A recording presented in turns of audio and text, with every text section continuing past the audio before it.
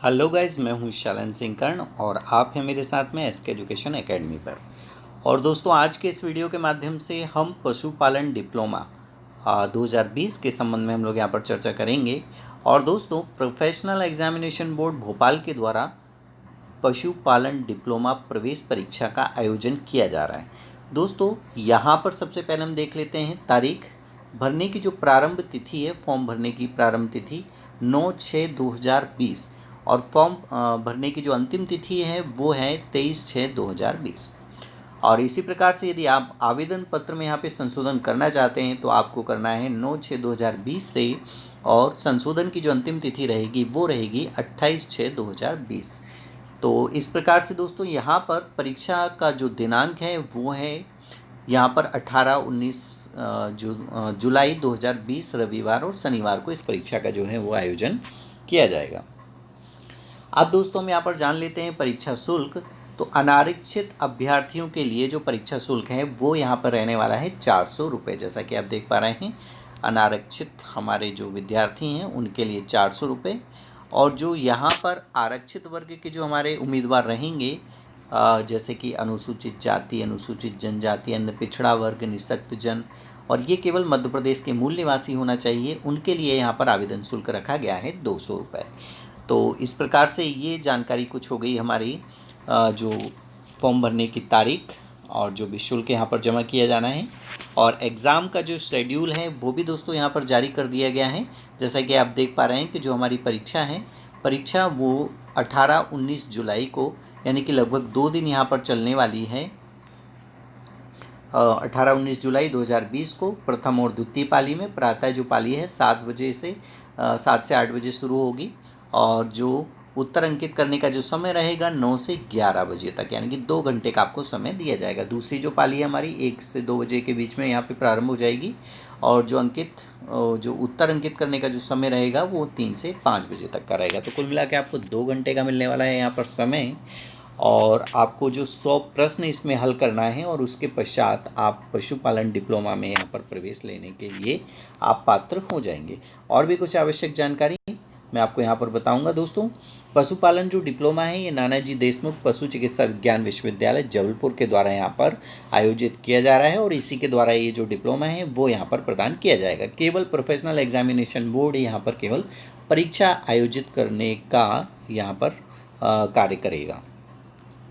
अब दोस्तों, और भी इसके कुछ जो महत्वपूर्ण नियम है, बाकी जो PDF है मैं यहाँ पर जो डिस्क्रिप्शन में मैं डाल दूँगा। जो महत्वपूर्ण बातें केवल मैं उस पर आपको यहाँ पर कम समय होने के कारण चर्चा कर पाऊँगा। जैसा कि आप देख पा रहे हैं, सबसे पहले हम यहाँ पर देख लेते हैं कुल कितनी सीटें हैं और कहाँ कहाँ पर वेटनरी कॉलेज हैं जिनके माध्यम से आपको यहाँ पर लेना है प्रवेश। जैसा कि आप देख पा रहे हैं, वेटनरी पॉलीटेक्निक जबलपुर में है और 64 सीटें हैं, पॉलीटेक्निक महू में है 64 सीट्स है, पॉलीटेक्निक रीवा में है यहाँ पर 63 सीट्स है, पॉलीटेक्निक भोपाल में है 62 सीट्स है, और पॉलीटेक्निक मुरैना में है यहाँ पर 62 सीट्स है। तो ये कुल मिला के कुल कितने हो गए, 315 सीटों के ऊपर यहाँ पर जो चयन परीक्षा है वो यहाँ पर दोस्तों आयोजित की जा रही है। और इसके अतिरिक्त यहाँ पर जो हमारा आरक्षण नियम है वो भी यहाँ पर लागू होगा। जैसा कि आप यहाँ पर देख पा रहे होंगे, जो यहाँ पर वर्गीकृत करके बताया हुआ है, सामान्य वर्ग के लिए 30 सीटें रहेंगी, और सामान्य वर्ग के आर्थिक रूप से कमज़ोर व्यक्तियों के लिए 3 सीटें रहेंगी, SC के लिए 10 सीटें, ST के लिए 12 सीटें, OBC के लिए 9 सीटें जबलपुर के अंतर्गत। और इसी प्रकार से लगभग इतनी सीटें जो सभी हमारे पॉलीटेक्निक कॉलेज हैं सभी में लगभग इतनी ही सीटें यहाँ पर डिवाइड करके दी गई हैं। दोस्तों, विभिन्न श्रेणियों की 20% सीटों में प्रवेश भुगतान फीस यानी कि पेमेंट सीट के द्वारा भी यहाँ पर किया जाएगा, यानी कि उपरोक्त जो सीटें हैं उन्हीं में जो लगभग 20% जो सीटें रहेंगी वो पेमेंट सीट के रूप में यहाँ पर जो भरी जाएंगी। इसके अलावा जो सीटों का जो पूरा जो वितरण है वो आपके सामने यहाँ पर दिया हुआ है, जो समस्त वर्गों के लिए और महिला वर्ग के आरक्षण के लिए, यानी कि महिलाओं को भी यहाँ पर आरक्षण दिया गया है उसी के अनुसार जो सीटों का जो वितरण है वो आप इस तालिका में अच्छे प्रकार से देख लीजिए और उसी के अनुसार आपको चॉइस फिलिंग के अंतर्गत आपको यहाँ पर कॉलेज का चुनाव करना है। बाकी मैंने आपको बता ही दिया है कि जो पूरी पीडीएफ है मैं डिस्क्रिप्शन बॉक्स में डाल दूँगा, वहाँ से आप इसको कर लें डाउनलोड और बहुत अच्छे तरीके से इसका आप यहाँ पर पहले करें अध्ययन करने के पश्चात आप अपना जो फॉर्म है वो यहाँ पर फिल कर सकते हैं। जैसे कि यहाँ पर पेमेंट सीट का भी वितरण जैसे कि यहाँ पर दर्शाया गया है, कुल कितनी पेमेंट सीट रहेंगी और किस कैटेगरी को कितनी पेमेंट सीट यहाँ पर मिलने वाली हैं वो आप इस चार्ट के माध्यम से यहाँ पर समझ सकते हैं। तो ये तो हो गया हमारा सीटों का वितरण। अब दोस्तों आगे और भी कुछ जो महत्वपूर्ण बिंदु हैं जो बताया जाना आपको ज़रूरी है वो मैं यहाँ पर देख लेता हूँ। जैसे कि सबसे पहले यहाँ पर आप देख पा रहे होंगे प्रवेश के लिए पात्रता। तो दोस्तों नानाजी देशमुख पशु चिकित्सा विज्ञान विश्वविद्यालय के सक्षम प्राधिकारी द्वारा विनिश्चित किए गए अनुसार, तो उन्होंने क्या यहाँ पर विनिश्चित किया है देख लेते हैं हम। शैक्षिक अर्हता यहाँ पर रखी गई है, अभ्यर्थी को माध्यमिक शिक्षा मंडल भोपाल के द्वारा या केंद्रीय माध्यमिक शिक्षा मंडल नई दिल्ली के द्वारा संचालित 10+2 पद्धति से 12वीं कक्षा परीक्षा या केंद्रीय सरकार या संबंधित राज्य सरकार के द्वारा मान्यता प्राप्त मंडल की 12वीं की जो परीक्षा है या समकक्ष परीक्षा में विज्ञान विषय, जीव विज्ञान हो सकता है, गणित हो सकता है, कृषि, 12वीं परीक्षा न्यूनतम 50% अंकों के साथ यहाँ पर उत्तीर्ण होना आवश्यक है। तो दोस्तों आप समझ गए होंगे, यानी कि जो हमारे अनारक्षित वर्ग के अभ्यर्थियों के लिए न्यूनतम 12वीं में 50% होना चाहिए, आप चाहे जीव विज्ञान से हों, गणित से हों, कृषि से हों। इसके अतिरिक्त दोस्तों जो आरक्षित वर्ग के हैं अनुसूचित जाति जनजाति के छात्रों के लिए यहाँ पर 5% अंकों के यहाँ पर जो शिथिलता है वो यहाँ पर प्रदान की जाएगी। तो ये तो हो गई दोस्तों शैक्षिक अर्हता, आप समझ गए होंगे। 12th यहाँ पर पास होना चाहिए बायोलॉजी से, मैथ्स से अथवा एग्रीकल्चर से और न्यूनतम होने चाहिए हमारे 5% अंक। और यदि आप आरक्षित वर्ग से बिलोंग करते हैं तो आपको 5% की यहाँ पर छूट दी जाएगी केवल SC और ST के लिए। तो इस प्रकार से ये हो गई हमारी जो शैक्षिक अर्हता। अब हम देख लेते हैं यहाँ पर आयु सीमा। तो दोस्तों प्रवेश हेतु आयु सीमा जैसे कि आप देख पा रहे हैं, अभ्यर्थी की आयु सीमा 31 दिसंबर 2020 से आपको कैलकुलेट करना है। न्यूनतम आयु जो है 17 वर्ष एवं अधिकतम आयु यहाँ पर 28 वर्ष हो सकती है। महिला, अनुसूचित जाति जनजाति और अन्य पिछड़ा वर्ग के अभ्यर्थियों हेतु उच्चतर आयु सीमा राज्य सरकार द्वारा समय समय पर यहाँ पर विद अधिकतम आयु सीमा में 5 वर्ष की छूट यहाँ पर प्रदान की जाएगी। और जो भी हमारे राज्य सरकार के द्वारा जो आयु सीमा में यहाँ पर छूट दी गई है उसके अनुसार आपको यहाँ पर छूट दी जाएगी। और अभ्यर्थियों को मध्य प्रदेश का मूल निवासी यहाँ पर होना आवश्यक है। तो ये एक इसमें यहाँ पर नियम दिया हुआ है कि जो अभ्यर्थी हैं वो मध्य प्रदेश के मूल निवासी होना चाहिए, वही इस परीक्षा के लिए आप यहाँ पर आवेदन करने के लिए यहाँ पर पात्र होंगे। तो ये कुछ महत्वपूर्ण जानकारी, और भी कुछ ऐसी जानकारी जो मैं आपको फटाफट से बता सकूं और जो आपके लिए है बहुत ही आवश्यक। आइए हम देख लेते हैं कुछ और ऐसी जानकारी इसमें।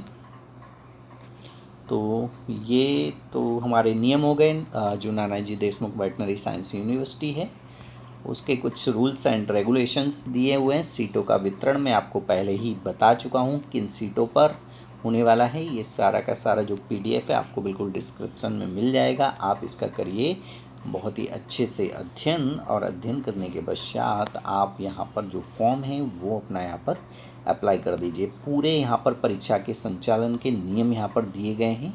और दोस्तों यहाँ पर एक चीज़ यहाँ पर बहुत ही विशिष्ट बताने के लिए बिल्कुल आवश्यक है, आवेदक के पास न्यूनतम शैक्षिक अर्हता काउंसलिंग की तिथि को अनिवार्य रूप से पूर्ण होनी चाहिए। तो यानी कि यदि आप 12वीं परीक्षा आपने दी है, यदि आप इस सत्र में 12वीं में यदि आप शामिल हैं तो आप बिल्कुल इस फॉर्म को भरने के लिए आप बिल्कुल यहाँ पर अप्लाई कर सकते हैं, बिल्कुल आप उसके लिए योग्य हैं। यानी कि यदि आपने 12th का एग्ज़ाम दिया है बायोलॉजी से, मैथ्स से अथवा एग्रीकल्चर से, तो ये फॉर्म बिल्कुल आपके लिए भी है, आप इसको बिल्कुल भर सकते हैं। एक और महत्वपूर्ण सूचना, यहाँ पर जो प्रश्न पत्र है, प्रश्न पत्र की अवधि मैं आपको यहाँ पर बता देता हूँ। जो प्रश्न पत्र की अवधि है वो जैसा कि मैंने आपको बता ही दिया है, 2 घंटे का यहाँ पर प्रश्न पत्र होगा और उसमें आपको लगभग जो 100 प्रश्न हैं वो यहाँ पर आपको यहाँ पर जो सॉल्व करने होंगे और प्रत्येक प्रश्न का आपको यहाँ पर 1 अंक दिया जाएगा। और एक अंक के माध्यम से जो भी आपका गुणानुक्रम में यहाँ पर जो नंबर आएंगे उसी के अनुसार यहाँ पर काउंसलिंग होगी। और प्रश्नों का यदि निरस्तीकरण होता है तो जो भी रूल्स हैं वो ये यहाँ पर दिए हुए हैं। और इसके अतिरिक्त चलिए मैं आपको यहाँ पर सिलेबस और बता देता हूँ कि आपका किस सिलेबस के अकॉर्डिंग ये जो एग्ज़ाम है वो होने वाला है। काफ़ी महत्वपूर्ण है। वैसे तो आप ये मान के चलिए जो हमारे CBSE बोर्ड का या MP बोर्ड का जो सिलेबस है 11th और 12th क्लास का, बिल्कुल जिसे हम जो बायोलॉजी का मान के चलिए, आप फिज़िक्स केमिस्ट्री का जो सिलेबस रहेगा वो इसमें रहेगा। फिज़िक्स केमिस्ट्री और बायोलॉजी का जो सिलेबस है वो बिल्कुल आएगा जो आपके 11th-12th में है। बिल्कुल आप ये देखिए, unit of dimension analysis, SI units, motions, और इस प्रकार से ये तो फिजिक्स का हो गया। हुक्स लॉ आएगा इसमें। इसके अलावा न्यूटन्स लॉ हो सकता है, वेव मोशन हो सकते हैं, विट्स एंड डॉपलर इफेक्ट्स हो सकता है, वेव नेचर ऑफ लाइट्स हो सकता है, इन्फ्लुएंस और the human I defects of vision. तो कुल मिला के आपके जो 11th और 12th का जो फिजिक्स, केमिस्ट्री और बायोलॉजी का सिलेबस है वही आपको बिल्कुल यहाँ पर तैयार करना है। और पूरा का जो पूरा सिलेबस है, जैसे कि आप देख पा रहे हैं केमिस्ट्री का मैं जैसा देख पा रहा हूँ, स्ट्रक्चर ऑफ एटम आपके 11th-12th में दिया ही हुआ है। Constitution of nucleus, Bohr's and atoms model हो गया, क्वांटम नंबर्स हो गए, अबव प्रिंसिपल हो गया, इलेक्ट्रॉनिक कॉन्फ़िगरेशन ऑफ एलिमेंट्स हो गया। इसके अलावा केमिकल बॉन्डिंग और हाइड्रोजन बॉन्ड, इसके अलावा VBT, MOT जो वेस्पर थ्योरी है, बॉन्ड पोलैरिटी है, रेजोनेंस है। कुल मिला के आपका 11th और 12th का जो पूरा सिलेबस है उससे आपको यहाँ पर करनी है तैयारी। और इस परीक्षा के लिए सबसे बेस्ट मैंने आपको बता दिया, CBSE की जो आपकी बुक्स आती हैं उन बुक्स के माध्यम से जो भी सिलेबस अकॉर्डिंग दिया हुआ है उसके अनुसार आप तैयार करिए। इनऑर्गेनिक केमिस्ट्री में जैसे कि दिया है प्रिंसिपल ऑफ जो metallurgical operations, Florence and concentration, extraction, purification. कुल मिला के जो 11th में दिया हुआ है पूरा का पूरा सारा सिलेबस में जैसा कि देख पा रहा हूँ बिल्कुल वही है। तो आप अपने 11th-12th की जो बुक्स हैं उससे आप इसकी करिए तैयारी। तो दोस्तों आज की वीडियो में केवल इतना ही। काफ़ी महत्वपूर्ण जो बातें हैं मैं आपको बता चुका हूं। कई लोगों ने कमेंट्स भी किया था, उसी कमेंट्स के अकॉर्डिंग मैंने ये जो वीडियो है आपके सामने लेकर आया। और यदि आप और भी कोई जानकारी यदि मुझसे चाहते हैं तो आप मुझे कमेंट सेक्शन में कमेंट कीजिए, मैं उसका आपको अवश्य जवाब यहाँ पर दूँगा। तो दोस्तों मिलते हैं हमारे नेक्स्ट वीडियो में। Thanks for watching this video. यदि वीडियो पसंद आए तो चैनल ज़रूर सब्सक्राइब करें। Thank you.